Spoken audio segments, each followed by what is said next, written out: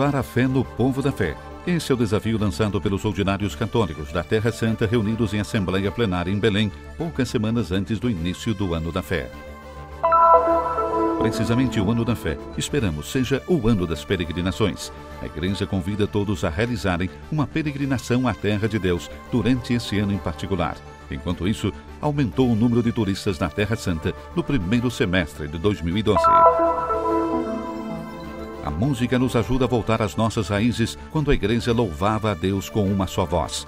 No Getsemane, sábado, 22 de setembro, a primeira apresentação da Sinfonia Eucarística, composta pelo padre Armando Pierucci. A paróquia de Bollate, nas portas de Milão, e a de São Salvador, em Jerusalém, unidas como irmãs. O acordo foi assinado na Cidade Santa poucos dias atrás, para selar uma amizade nascida há anos. Em 8 de setembro, a memória da Natividade de Maria é celebrada em Jerusalém, na Basílica de Sant'Anna, na Probática, ou seja, o lugar que uma antiga tradição indica como o local onde viveram os pais da Virgem Maria.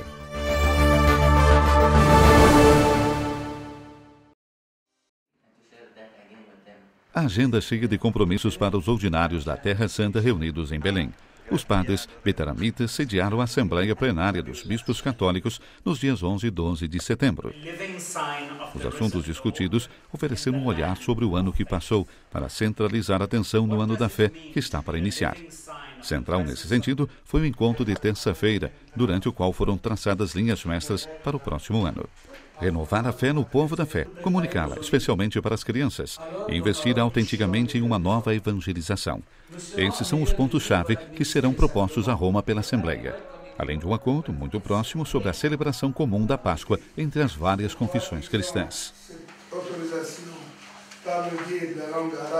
A doutrina della fede non hanno nessuna obiezione. A doutrina da fé não tem nenhuma objeção a isso. Nós estamos esperando uma resposta do Pontifício Conselho para a Unidade dos Cristãos e esperamos esse decreto que ainda não chegou.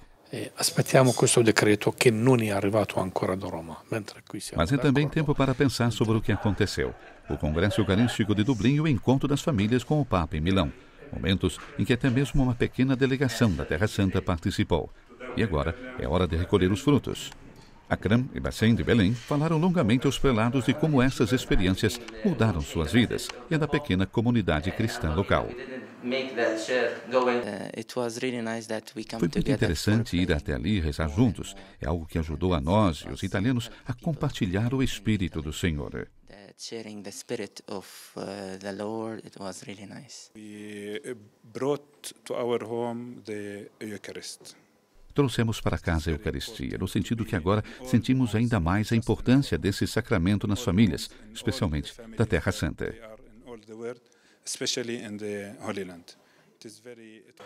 A Assembleia se reuniu sob as bênçãos do novo núncio apostólico na Terra Santa, Dom Giuseppe Lazzarotto, que enviou uma mensagem.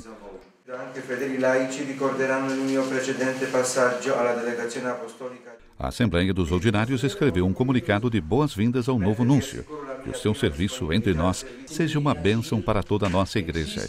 E no ano cheio de desafios que aguarda a Terra Santa, é um convite mais do que bem-vindo.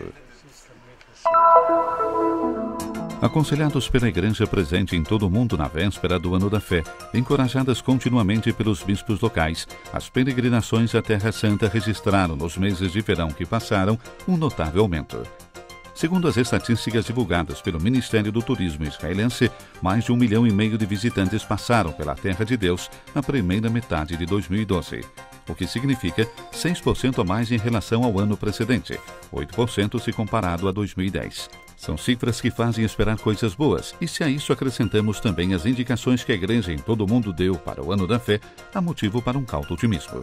No Vaticano, o cardeal Levada, prefeito da Congregação para a Doutrina da Fé, indicou de modo explícito a peregrinação à Terra Santa como uma prioridade deste ano. É necessário, ler-se nas indicações pastorais, favorecer a peregrinação aos lugares que, por primeiro, viram a presença de Jesus, o Salvador, e de Maria, sua mãe. E dos ordinários católicos reunidos em Belém nesses dias emerge o encorajamento Urbi et Orbi. A todos os peregrinos que virão para renovar a sua fé, expressamos a nossa proximidade e os nossos augúrios e asseguramos a nossa total assistência. Mas, segundo os dados, parece que uma resposta ao apelo já foi dada, sinal de que, apesar da crise econômica e de todas as incógnitas políticas do Oriente Médio, a Terra Santa continua a ter um fascínio irresistível para todos.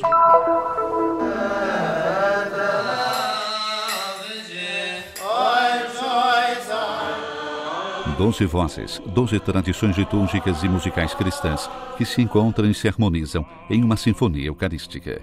Será executada aqui no Getsemani, sábado, 22 de setembro, a composição do padre Armando Pierucci, franciscano da Custódia da Terra Santa e organista do Santo Sepulcro. Uma obra que nasce, antes de tudo, do desejo de redescobrir uma raiz comum. Plínio, o jovem, em uma carta a Trajano em 109, diz que os cristãos se reúnem e cantam para um certo Christos. No primeiro milênio, toda a igreja cantava na mesma língua e a uma só voz. Cantava nella stessa língua e a uma sola voce. Uma voz que se multiplicou com o passar dos séculos na esteira das diversas tradições. E não é um caso que esse projeto, promovido pela Fundação Italiana Casa do Espírito e as Artes e pelo Conservatório de Matera, nasça e seja apresentado precisamente aqui, na Cidade Santa, onde convivem não só as diversas religiões, mas diversas expressões do cristianismo. Apoia também a iniciativa a associação que organiza periodicamente em Jerusalém a oração extraordinária pela reconciliação, pela unidade e pela paz. Um apelo pelo recíproco conhecimento entre as igrejas, que desta vez é confiado à música. A música tem essa força, a força das raízes e também a do ritmo. O ritmo das palavras proferidas no mesmo momento por uma assembleia. Une a assembleia. E depois existe a harmonia. Uma composição ocidental que redescobre e usa temas antigos preservados pela tradição oriental. 12 músicas que serão inicialmente executadas a capela por representantes das respectivas igrejas, antes de a orquestra e o coral executarem a sinfonia. Através da música, uma visão da comunhão cristã, uma imagem da realidade cristã local diferente daquela que é mostrada frequentemente. A imagem usual é que nós cristãos pregamos sempre. Com essa sinfonia, queremos mostrar que nós olhamos com veneração as outras igrejas, as suas liturgias, suas tradições, seus ensinamentos, sua veneração pela Eucaristia e a Santíssima Virgem, e também as suas músicas. A Sinfonia Eucarística, que será transmitida ao vivo por vários canais de TV em todo o mundo, será depois repetida nos dias 26 e 29 de setembro na Itália, em Milão e Matera. No dia 25, no entanto, um concerto dedicado ao tema da liberdade religiosa será realizado em Genebra, na Organização das Nações Unidas. Duas paróquias distantes, mas unidas no amor pela Terra Santa. As duas torres, a da paróquia de São Martino di Bolate na Diocese de Milão e a de São Salvador em Jerusalém, hoje estão finalmente mais próximas. O acordo de unidade, assinado nos dias passados precisamente na paróquia franciscana da Cidade Santa, tem objetivos claros: criar laços, desenvolver relacionamentos, promover associações esportivas e de caridade. Esse é apenas o início, e esperamos que de algo nasça algo, que se inventem também outras realidades, precisamente para dar vida a essa união. Vamos começar com coisas simples, antes de tudo, a oração em comum, que nos apoie o conhecimento recíproco. Será importante trocar informações sobre as atividades que fazemos.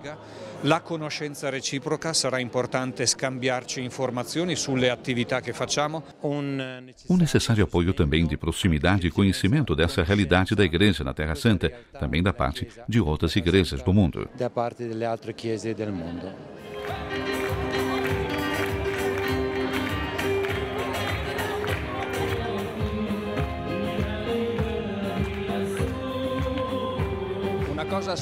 Algo absolutamente inesperado, muito bonito. Diria que representamos um elemento extraordinariamente diferente de tudo o que vemos hoje.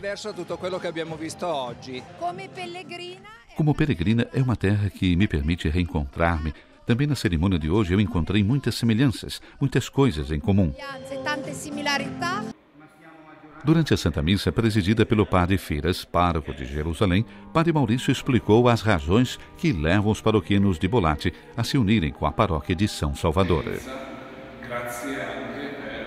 Graças também à disponibilidade de vocês de atender o nosso desejo de criar relações, de criar relacionamentos contínuos para além desse primeiro encontro, de modo a nos conhecermos e nos ajudarmos uns aos outros como comunidades cristãs.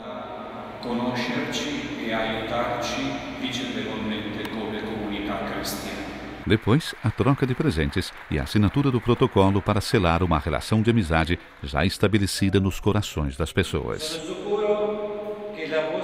E eu estou certo do desejo de vocês nesta peregrinação de conhecer, de serem mais sensíveis a um amor recíproco com a Terra Santa.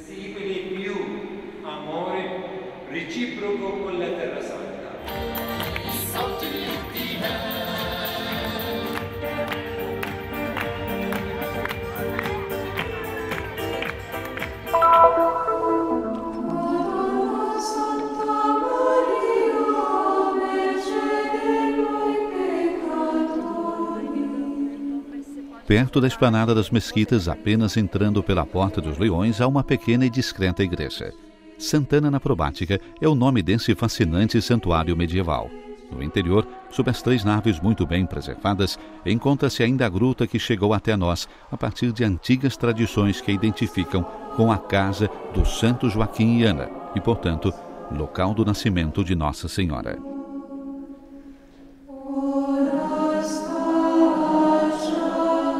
A história dessa antiga igreja é longa e cheia de dificuldades.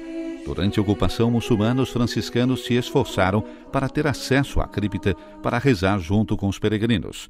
Mas foi só em 1600 que obtiveram permissão para celebrar a missa no dia da Imaculada Conceição, no dia 8 de setembro, quando a igreja convida todos a celebrar o aniversário de Maria. Essa tradição foi mantida intacta até hoje. Os franciscanos, precisamente por causa desse passado, presidem na Basílica a Eucaristia, concelebrada naturalmente pelos padres brancos, os guardiões do local.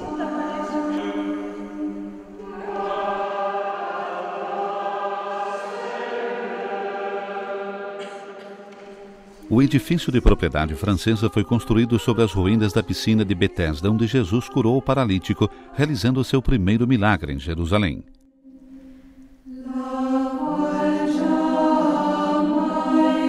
Sobre as ruínas da piscina probática, o imperador Adriano, no século II, construiu novos banheiros públicos e um templo pagão. Foi somente no século V que os bizantinos, no lugar do templo de Adriano, construíram a primeira basílica dedicada a Maria, mais tarde destruída em 614 durante a invasão persa. Os cruzados construíram com a conquista de Jerusalém um novo e maior edifício sagrado, numa posição mais isolada em relação ao edifício precedente. E a atual igreja de Sant'Anna, construída em 1140, é um dos poucos magníficos restos dos edifícios sagrados das cruzadas. Com o fim do Reino Latino de Jerusalém, a igreja foi transformada por Saladino em uma escola corânica. Permaneceu nas mãos muçulmanas até 1865, quando o sultão turco Abdul-Mejid a doou ao governo francês, junto com todas as adjacências.